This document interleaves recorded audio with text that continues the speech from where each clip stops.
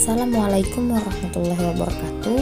Perkenalkan, saya Astria Maharani, NIM 2020207065 dari Pendidikan Biologi. Jadi, pada video kali ini saya akan menjelaskan tentang materi ekosistem. Apa itu ekosistem? Ekosistem adalah kesatuan interaksi antar organisme dengan lingkungannya. Jadi, dapat kita lihat di sini ada organisme, contohnya kanguru, burung yang berinteraksi dengan lingkungannya. Lingkungan di sini contohnya seperti air. Jadi kanguru ini tadi butuh minum. Lalu kemudian rumput butuh tanah untuk hidup. Lalu hewan-hewan lainnya butuh udara untuk bernapas ya.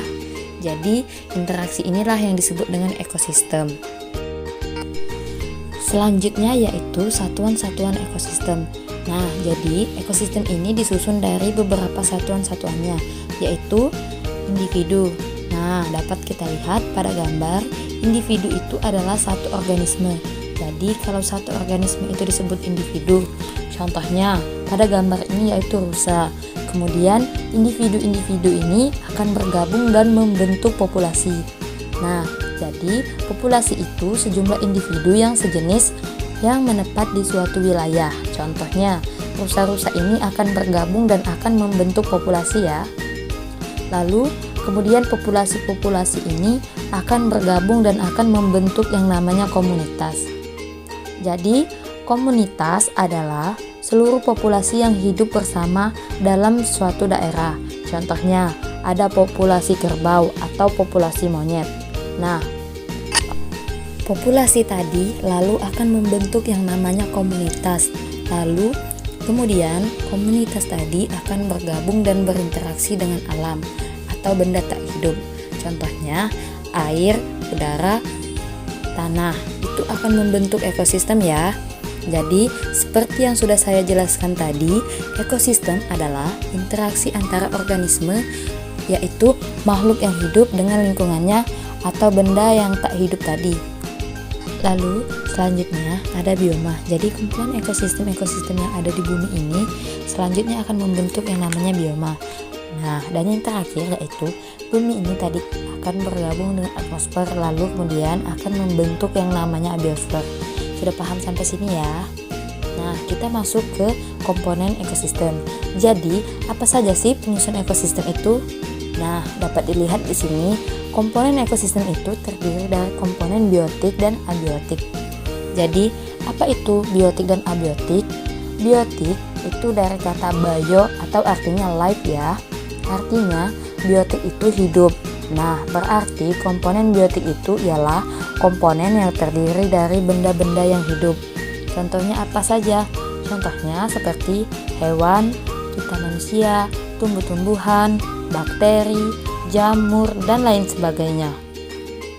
Selanjutnya, abiotik. Apa itu abiotik?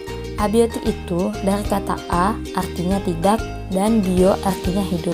Jadi, komponen abiotik itu adalah komponen yang tidak hidup ya. Contohnya seperti apa? Contohnya seperti batu, lalu kemudian tanah, air, udara, dan lain-lain. Jadi, inilah yang disebut dengan komponen-komponen penyusun ekosistem. Nah, selanjutnya kita akan masuk ke pola interaksi. Nah, pola interaksi itu apa sih? Jadi, organisme-organisme ini tadi akan bergantung dengan organisme lainnya. Jadi, seperti kita manusia, tentunya tidak bisa hidup sendiri ya. Begitu juga dengan organisme-organisme lainnya. Jadi, karena adanya ketergantungan, dia akan membentuk pola interaksi. Nah, pola interaksi yang pertama yaitu netralisme. Netralisme itu merupakan hubungan yang tidak saling mempengaruhi. Artinya, meskipun mereka bersama-sama, namun tidak saling mempengaruhi satu sama lain. Contohnya seperti kambing dan ayam ini. Jadi, ada kambing dan ayam yang hidup bersama, namun mereka tidak mengganggu satu sama lain. Nah, itulah yang disebut dengan netralisme ya. Si kambing makan rumput, si ayam makan cacing. Jadi tidak ada pengaruh di antara keduanya ya. Selanjutnya, pola interaksi yang kedua yaitu kompetisi. Artinya, persaingan antara individu sejenis untuk mendapatkan sarana tumbuh dan berkembang. Contohnya seperti apa? Dapat kita lihat di gambar ini, yaitu ada singa yang bertarung dengan singa lainnya untuk memperebutkan betinanya. Nah, atau sarana tumbuh dan berkembangnya. Selanjutnya yaitu pola interaksi predasi. Nah, predasi ini dari kata predator, yaitu interaksi antara pemangsa dan mangsanya. Dapat kita lihat di gambar ini ya. Jadi, yang disebut dengan pemangsanya yaitu si harimau dan mangsanya adalah si kambing tadi. Jadi, kalau dia ada pemangsa dan mangsanya itu namanya predasi. Pola interaksi selanjutnya yaitu parasitisme. Interaksi antar dua organisme berbeda jenis yang mana satu diuntungkan dan yang satunya lagi dirugikan. Contohnya dapat kita lihat pada gambar yaitu nyamuk yang menggigit kita. Si nyamuk pasti diuntungkan kan karena dia mendapat makanan. Nah, kalau kita pasti dirugikan ya karena pertama kita akan merasakan gatal, kemudian merah, dan kemudian belum tahu juga apakah nyamuk ini membawa penyakit bahaya atau tidak. Nah, pola interaksi yang kelima yaitu mutualisme, di mana interaksi yang saling menguntungkan antara kedua belah pihak.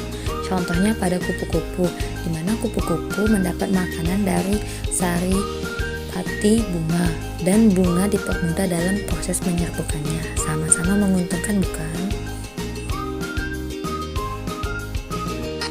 Pola interaksi yang selanjutnya yaitu komensalisme, interaksi yang hanya menguntungkan satu pihak tetapi pihak lain tidak dirugikan maupun diuntungkan. Contohnya pada ikan hiu dan ikan remora, di mana ikan hiu memakan makanannya lalu sisa makanan dimakan oleh ikan remora. Pola interaksi yang selanjutnya yaitu amensalisme, di mana satu dirugikan, satunya lagi biasa saja, tidak berdampak apa-apa. Contoh seperti pohon pinus yang akan mengeluarkan yang namanya senyawa alepati yang dapat mengganggu keberlangsungan hidup tumbuhan di sekitarnya, sehingga tumbuhan yang peka akan senyawa alepati bakal mati ataupun terganggu proses keberlangsungan hidupnya.